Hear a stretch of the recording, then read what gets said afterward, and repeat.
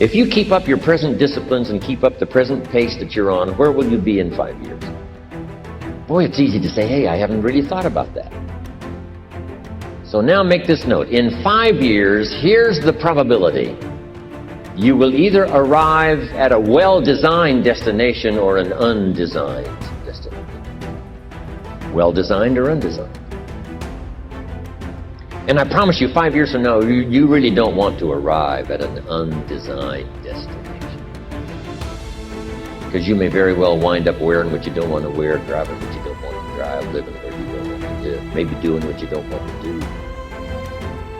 Simply because you didn't design a better destination. Neglect starts as an infection. And if you don't take care of it, it becomes a disease. And one neglect leads to another.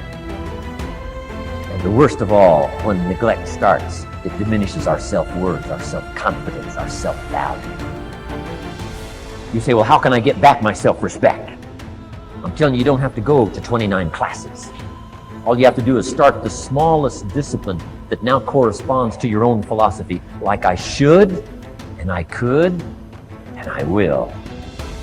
No longer will I let neglect stack up on me so that I will have the sorry scenario 6 years from now, giving some excuse instead of celebrating my progress.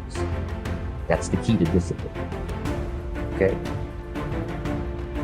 Self-reliance is basically counting on yourself, taking responsibility for whatever happens to you, knowing that you have consciously made the decisions that are now affecting you, knowing that what is happening now, today, is the direct result of your activity, what you did yesterday.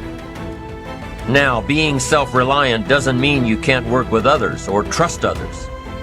Self-reliance means counting on yourself, trusting yourself, being confident with yourself, being responsible to yourself, trusting your own instincts, trusting the conclusions that you have developed from your study of experiences and philosophies, taking the credit that is due you, learning from the mistakes that you have made, being self-reliant.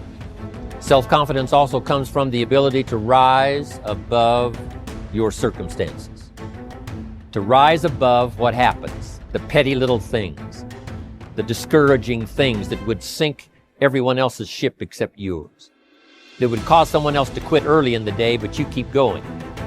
That kind of willingness to overcome all circumstances, whether it's the little challenges or the big challenges. If you're willing to do that, I promise you, this kind of power will work for you, and in you, the variable, it'll make a difference.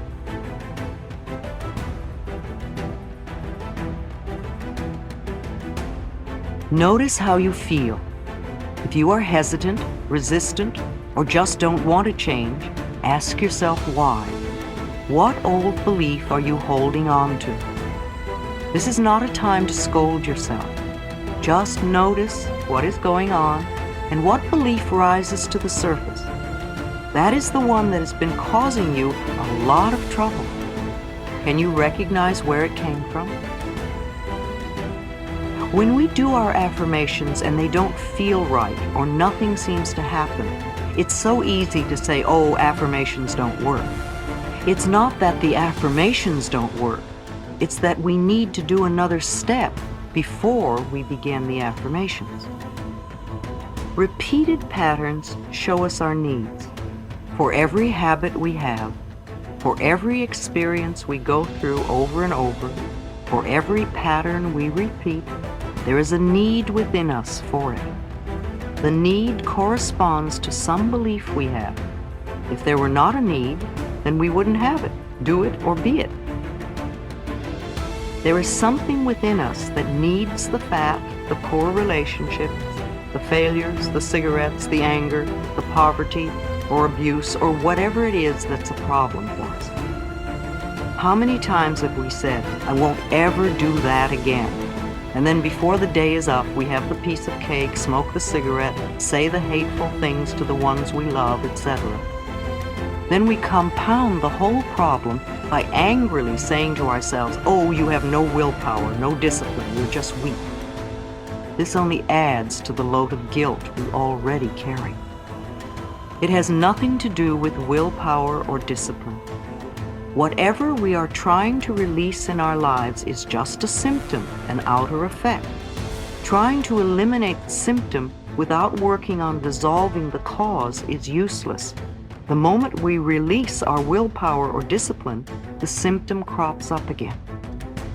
I say to clients, there must be a need in you for this condition or you wouldn't have it. Let's go back a step and work on the willingness to release the need. When the need is gone, you will have no desire for the cigarette or the overeating or the negative pattern. One of the first affirmations to use is, I am willing to release the need for the resistance, or the headache, or the constipation, or the excess weight, or the lack of money, or whatever. Say, I am willing to release the need for. If you are resisting at this point, then your other affirmations cannot work.